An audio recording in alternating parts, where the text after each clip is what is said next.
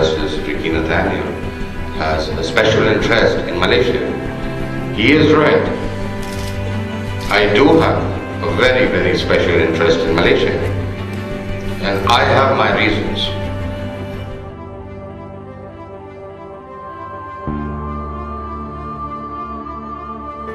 In your speech at Hotel Istana, you mentioned about you are very interested in Malaysia, and the reason is because there are 849 accounts worldwide that relates one way or another to Malaysia. Can you explain about that? Oh, well, I can certainly explain about that. In 2014, when we held one of the first meetings to indicate what is happening worldwide and what is the anticipated future, and especially what are the challenges. And in view of the challenges, it was recommended that Malaysia should be having some kind of indemnity, financial indemnity, to have some kind of backup capital, that in the event things are delayed in the release of the global accounts funds, then the programs of Malaysia should not be put on hold. You know, there should be a way forward, you know, in overcoming what has happened previously in the past 20, 25 years. So, in view of that, I had indeed recommended a substantial fund be put for use within Malaysia. And how that fund could be utilized would be through the formation of special boards or committees and bring special experts from different industries, different fields, and give them a chair, give them a position at managing the fund that we were talking about in those days. But somehow, after consultations with certain authorities from Malaysian government also and some very key high-level people, they explained to us that although they welcome the idea, there are some other critical issues that needed to be addressed also. Why Malaysia? Why my interest in Malaysia? Because over the last 150 years, although not known as Malaysia 150 years ago, but the same region, same area, same kind of people contributed a lot of their time and resources to set up Malaysia as a regulatory unit, regulatory body. Today people know very little about what was done, say 100 years ago or 150 years ago. But it is our role to give clarity, to give an understanding of what was done at that time and what should be done at this time to keep everything in the past, you know, secure, and yet the present and the future. We can look at managing our activities, redemption, clearances of the accounts, well, in a more ethical manner. And why I say ethical manner? Because we've seen many wars, and during those wars there's been a lot of destruction, especially in the Templar areas. When I say Templar, it's basically the guarded treasury units, you know, which are meant for planetary development, planetary Earth development. And Malaysia, although being a tiny country compared to all the other countries, was nominated to be like a fort, a special gateway, even for the East India Company.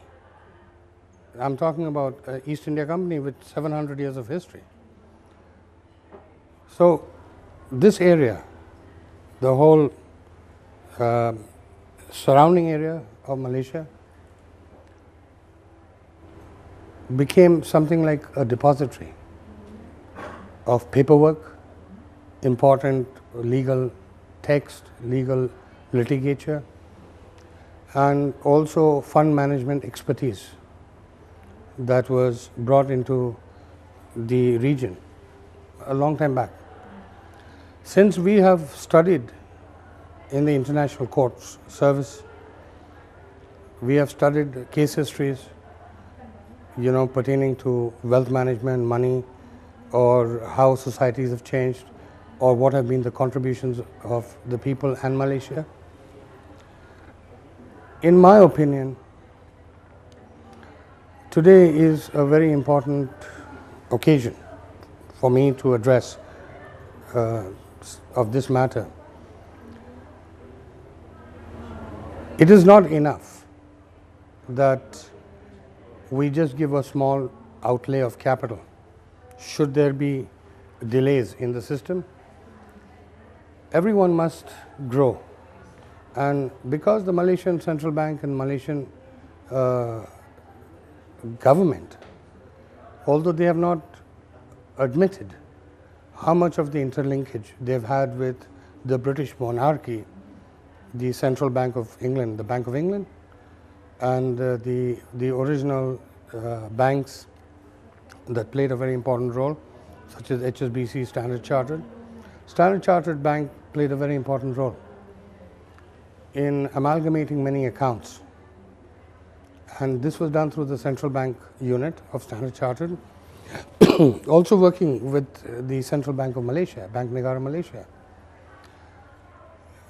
And given that most of the accounts are tied in with the Templar units, Templar means the bonded warehouses, the bonded bunkers, the special facilities where gold, platinum, silver, commodities are stored.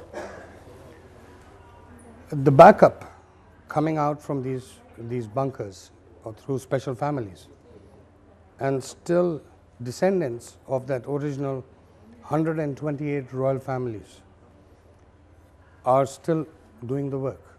For example, I am one of the descendants. Datu Zahari is also one of the descendants. For all I know, you may be one of the descendants of previous families who was also entrusted with certain work. So we are all together trying to understand, assuage, or understand the scenario. What is it that we need to do? Now, a very long time ago, special treaties were done and special assets were created to anticipate future requirements. And we are in that future. So, a certain group of elders or missionaries, say 100 years ago, already looked in the future 100 years later and prophesied and said, this is what will happen, this is what will happen, this is what will happen. They announced in the holy books as well. And interestingly, it happened. So, in understanding most of these dynamics, today I look and see there is a far greater need to conduct redemption of those old assets that are found scattered everywhere, and a centralized system created where we can understand what the old ancestral heritage products are. We can bring in experts to revalue those articles and to find suitable accounts to which they are linked. Everyone does not have this capability, but because we've been working for years and years and years, it's easy for us to bring together everything quite rapidly. And the revaluation of the products and understanding what are their value and how we can put them in the banks and create new currencies. new currencies to support greater development. This is perhaps the need of the hour. There are many things I addressed in 2014, and there are many things I'm addressing even now, which are very similar. And I did mention that Malaysia, of all the Islamic nations, holds the responsibility of providing such kind of expertise, first in knowledge, in wisdom, and the correct methods of implementation, how these things are to be done. So we are back on track. And one of the key themes, too good to be true,